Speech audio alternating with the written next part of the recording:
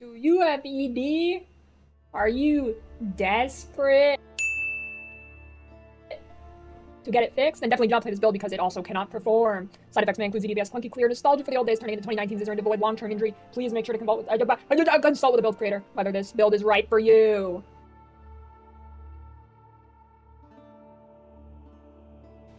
Seriously, don't play ED. It's not good.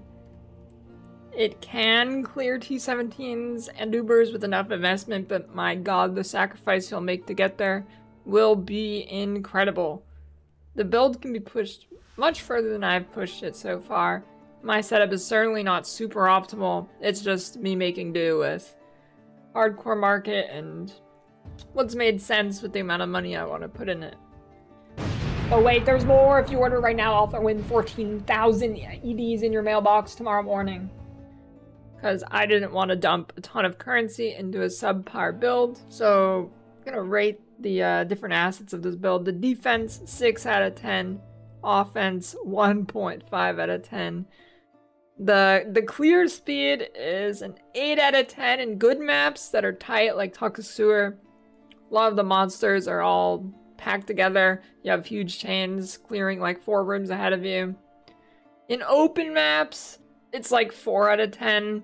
If you have enough pack size, it doesn't really matter. You'll get huge chains. But if you're not really juicing your maps, it's gonna not be great in open maps like that. The more pack size in a map is more chains, is more clear speed. The core of the build revolves around Essence Drain of Desperation. This does far more damage than regular ED. However, it comes with a downside. You lose life in ES equal to 0.3% of the debuff damage, which I'm assuming will pretty much insta-gib any character because you hit a huge pack, it spreads a million times, you're doing hundreds of thousands of damage per monster. I'm pretty sure you just die. The workaround for this is using ED of Desperation in a trap setup, which allows us to negate the debuff damage as it would go to the trap, not us.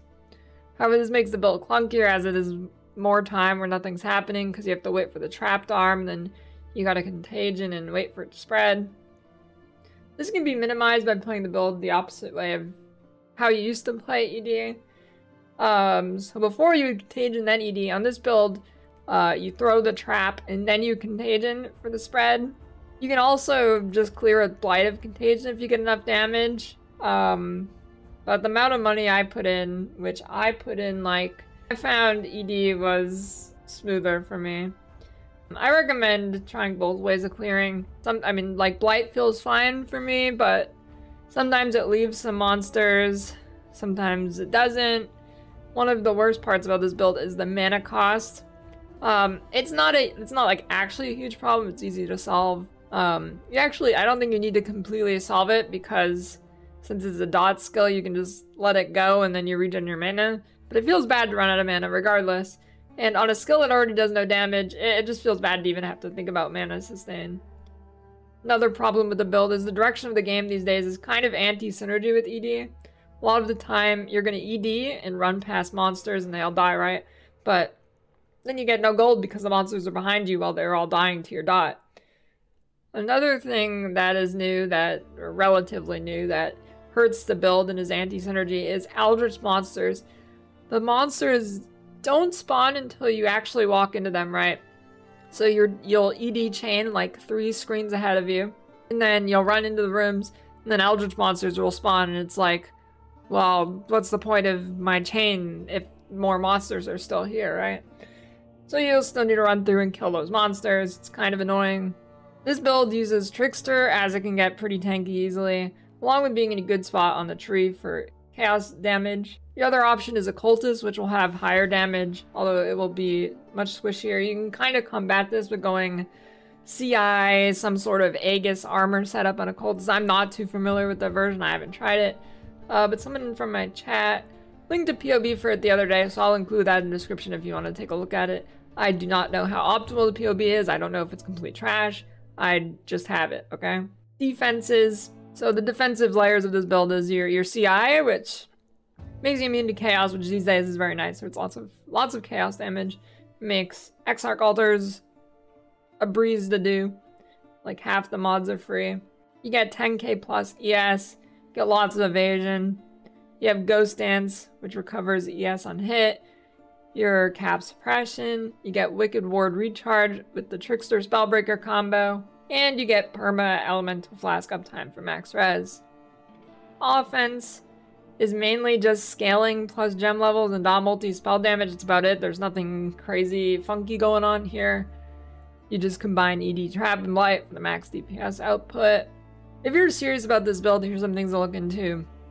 Once you have really good gear and a lot of damage, maybe use Ashes. It will give you a huge AoE because of the quality it adds to a Contagion. If you really want to go big balls, you go Power Charge Stacking Occultist for a huge AoE, because that'll get AoE per Power Charge. Rutu played it last league. I don't have that POB. Maybe you can try and find it somewhere. Where this build shines is Expedition, Legion, Blight. It'll clear all those things very well. The only one that would be kind of bad on a budget, I guess, would be like Blight. You might not have enough damage to kill the boss as well. The Contagion chains are super nice for all these mechanics. And then maps like Toxic Sewer, Tight Quarters, where monsters packed together is best. Unless you're doing Legion, obviously, then you're going to want to do an open map. Pantheons is, you can go Lunaris or Solaris. I usually do Lunaris for mapping, Solaris for bossing, and Ralakash. You can change the minor one to whatever you need it to be. For QL, like Burning Ground or something. Ralakash I just do because in hardcore, there's really OP bleeds that happen once in 500 hours, but if it hits you, you're dead. Alright, looking at the POB, I've included some leveling trees. You do not level as ED in this build. I kind of tried it. It was really bad. I just gave up and went the wolf tech. Don't know the wolf tech. It's Rune Enchants, Summon Spectral Wolf, and Envy. This should carry you till very late acts, all on its own. And then I would go like Frostblades or something and get some leveling uniques like Tessalio's Ring to buff your damage when your dogs aren't up. So I've got leveling trees up to, then I have the full endgame tree, which is 98. I have the skills here. Items. I've got how to craft them.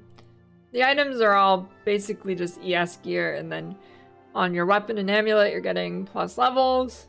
I guess I'll do what I normally do, and I will go through the leveling tree just to give you an idea, because if you don't know where to put your points, I'm gonna go through here, grab life points, come up here, grab dark arts. You can grab these if you want, or you can start heading down here, grab more life, grab the aura stuff, and then for normal lab you get polymath. Level 50. Gonna head over here, pick up these life nodes, pick up these suppression nodes, head up here.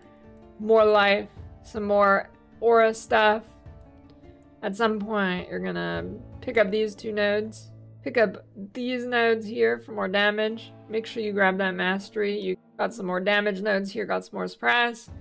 And then path over here a little bit for some more life. And the Elirez, normal lab, cruel lab, merc, Uber. At 90, you're gonna have your clusters. Then just endgame, you're adding some extra stuff here.